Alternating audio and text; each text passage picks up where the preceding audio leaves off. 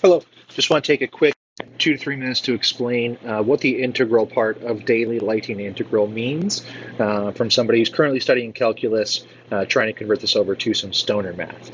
So we have two different situations here uh, where we're growing some kind of plant. One of them is indoors and one of them is outdoors. In both of these situations, we want to be able to express the amount of light that a plant is getting in some kind of measurable way that we can compare, right? So we want some kind of numeric value, and we can do that using calculus.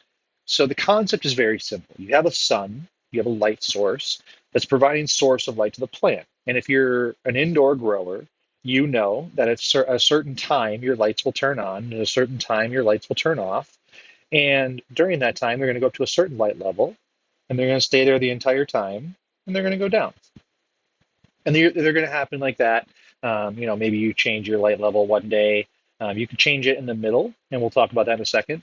But it's going to be measured in some kind of rectangular shape most of the time when you're growing inside.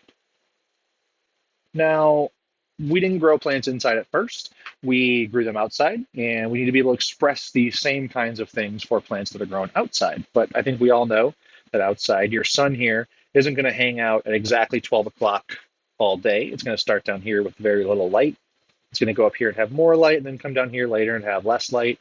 And during that time, Mr. Cloud's going to come in and do cloud things and block it in some unknown kind of level. So out here, when we're growing outdoor, we're going to have the same kind of period of time. It's going to be a little bit longer, most likely, during the flower period.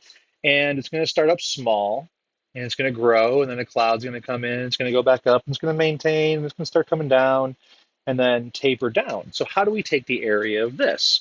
Well, we could take one big rectangle here and say, well, we're filling up, who knows, 75% of the space here. But we want to get a little more accurate than that in calculus, or they do.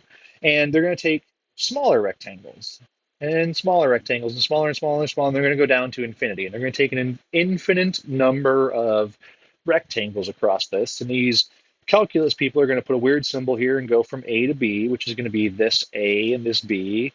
And they're going to do some weird math thing of f of x. And this just means what this line looks like in some weird math formula. And they're going to equal some number, right? And that number is going to be DLI. The I here is integral. And integral means area.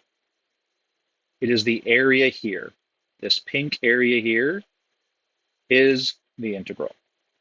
So the pink area here is the integral. And even stoners know the integral here is A and B, and the area equals A times B.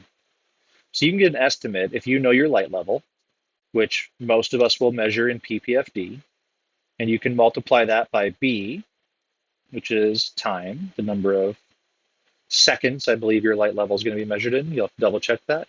And you can measure it by the light level you have, and you can get an estimate that's going to equal area, which is going to be approximately the integral.